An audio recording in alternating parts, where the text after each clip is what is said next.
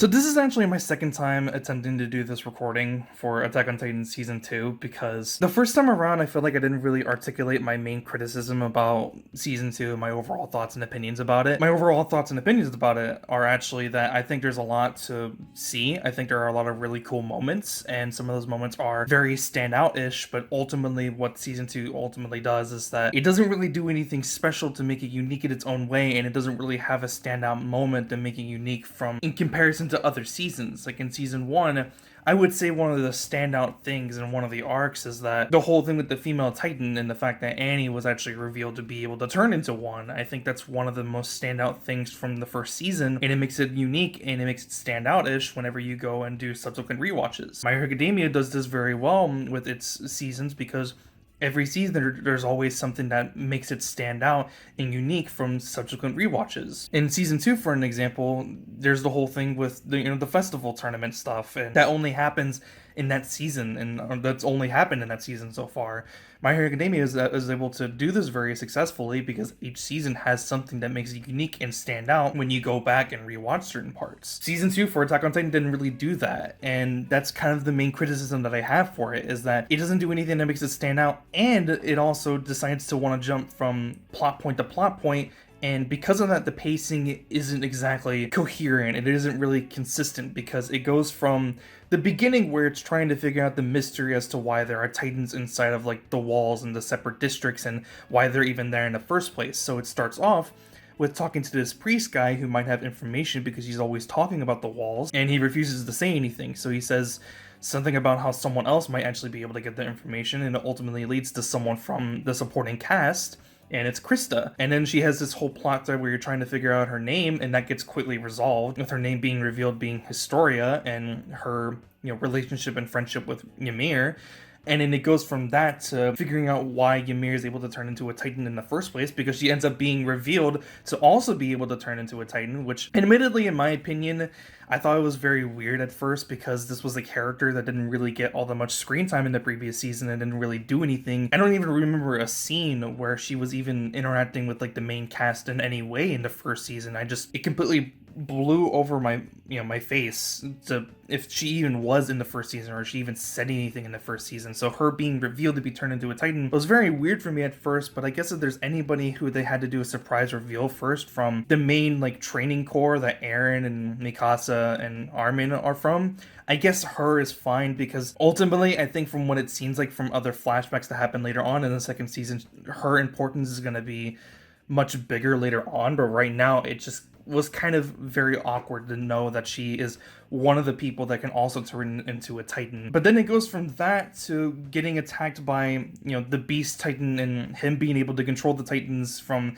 that one like tower location. And then there's also the stuff with the Beast Titan where he's talking to that one guy who I think they said had like the second most kills out of the entirety of the Survey Corps, besides Levi. He starts picking up like the three-dimensional movement device, and he's trying to figure out how that works. And it makes it seem like he actually isn't from that location, and he doesn't really know like the culture behind the people in a specific part of the world. And although that's very interesting, that plot thread won't really go anywhere until probably the next season, and that kind of sucks that we have to wait until later on down the line in order for there to be something to be resolved in some sort of way. And then it goes from that to trying to figure out who the identities of the Armored and the Colossal Titan are. And although I really like this because the reveal for the Armored and the Colossal Titan, I think it was very, very well done, because it's two characters that me personally, I was very invested into, because these were characters that had enough screen time for me to get invested enough into.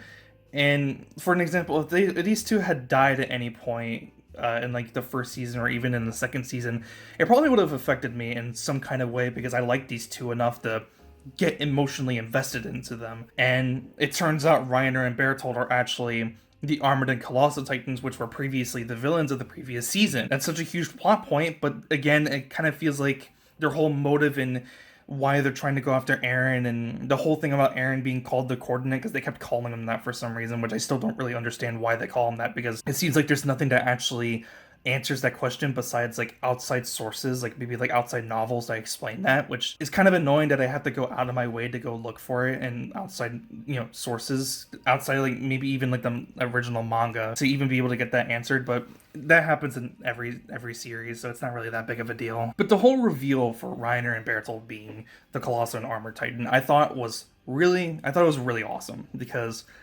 it's like a slow build. They have a flashback scene where they start coming up with theories as to the connection with Annie because Annie was trying to go after Eren, but she couldn't have known where Eren was during the entirety of the first season because she didn't know the plan. She wasn't a part of the Survey Corps. She actually decided to not join the Survey Corps, so there was no way she wouldn't have been able to figure that out. And then they show a scene during the first season where Armin is talking to Reiner, and he explains to Reiner where Eren actually is in the formation that they were in. And then all of a sudden, right before he gets killed, gets out, and then they make up a theory or a thesis, whatever you want to call it, that he potentially wrote the location of where Eren is on her hand and then escaped out and make it seem like that, Annie was trying to kill him, and it actually ended up being a way for them to give out locations and information for one another so they can go and do whatever it is they need to go do. And then the whole transformation sequence of Reiner and Bertolt turned into the Armored and Colossal Titans, it looked fantastic, and then the score that was composed by the returning composer Hiroyuki Sawano, I think his name is. He did a fantastic job. Speaking of which, Wit Studios also comes back and reanimates season 2, which I think they did a fantastic job. It looked great. It all looked great, but ultimately, I feel like this whole importance of them being the Colossal and Armored Titan sadly won't really matter until pretty much the next season, because again, there are more plot points, more plot threads, and all this other stuff that won't be explored and really talked about until pretty much the next season. And that just kind of bothers me, and it kind of annoys me that it kind of has to be this way. But whatever, it is what it is. I'm trying to make do with what we got. And I guess there's not really a whole lot they really could have done to begin with because of how short season 2 actually is. It's only 12 episodes. And then there's the whole thing during the finale where two things happen that are pretty important, where Eren somehow gains the ability to control hordes of titans, which previously, like I mentioned, the Beast Titan did before, but now Eren can do it even in his regular human form, which seems like is the reason why Reiner, Bertolt, and Annie were trying to go after him. They were also trying to bring Ymir along as well, and there's something important with her for some reason. And I think the reason for that is because in the flashback scene, they give out more plot points or plot threads that are going to be brought up later, because it seems like she was somewhere outside of like the main walls and the main location that the cast is right now. And she was like kind of like the ruler of the place. I don't really know how to describe it, but they kind of like idolized her and they kind of like had her rule over them. But as soon as like something happened, like with this like cult guy or whatever, they all get taken away. They all get injected by this serum that's inside of this syringe, and they end up getting turned into titans, which just is another plot thread that's going to be featured and explored later on. But right now it's just kind of like, well, what the fuck is that thing? What does that mean? And just, it's very confusing as to why they gotta do it like this. It just was very weird. Ultimately, season 2 is just the season where they want to explore a lot of plot points, but not really do anything with them, which bothers me. And then, of course, there's like the whole thing where Connie, like earlier on in the season, actually went back to his home village, and he found his mother turned into a Titan.